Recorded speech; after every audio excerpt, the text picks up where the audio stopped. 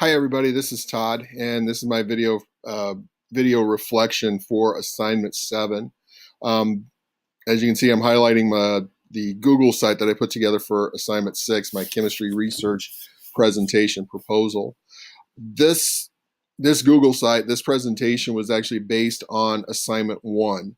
And if you remember, go back to assignment 1. That's when we put together our plan for our final assignment. That assignment was one where my students in my Chemistry 2 and Organic 1 course would take one of their experiments and put together a research symposium type presentation for that. And at that time, I highlighted the goals and objectives for this. This presentation, this one would fit for my students in my Introduction to Chemistry and College Chemistry 1 course, where instead of a research presentation based on experiments, they'd actually take a topic and expand on that. As we go through the site, again, I highlight the assignment for this. They're going to select a topic, and the topic can be anything that we've discussed in class. I give them some examples there, but the emphasis for this is what you can see in this last line. Apply this to an everyday real world situation. What do they see in every day that ties in to the topic that they are discussing? I've given them a video example of this, critical thinking and the scientific method. If you want, you can click on the video. It does include the information on the Mentos Diet Coke fountain, which is everybody's favorite.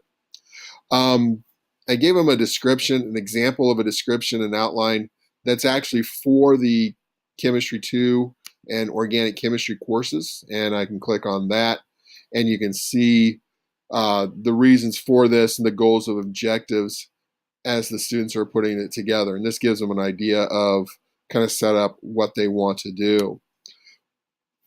This is not just a slide presentation. I don't want that.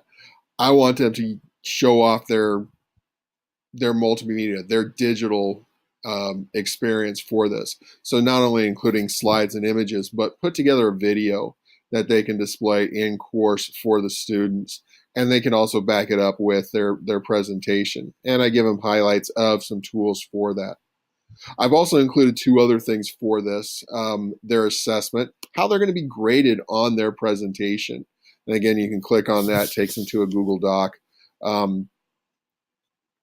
Very specific in terms of I grade them on 3 areas: the presentation, the topic itself, and the tools that they use. I want to see what they're using for this. Are they sticking to just one multimedia aspect, or do they expand upon that?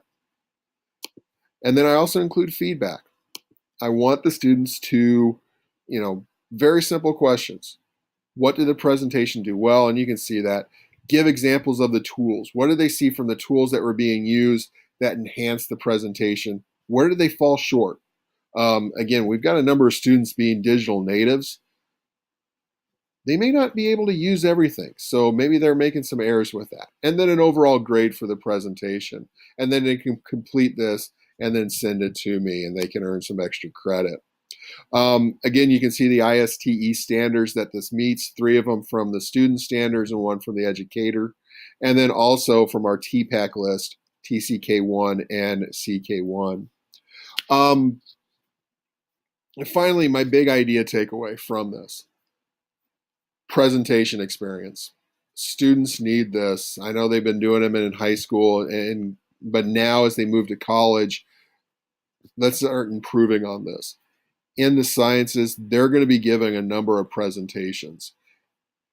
We need to start now. And this is something that I'm going to start introducing into my class probably in the spring semester.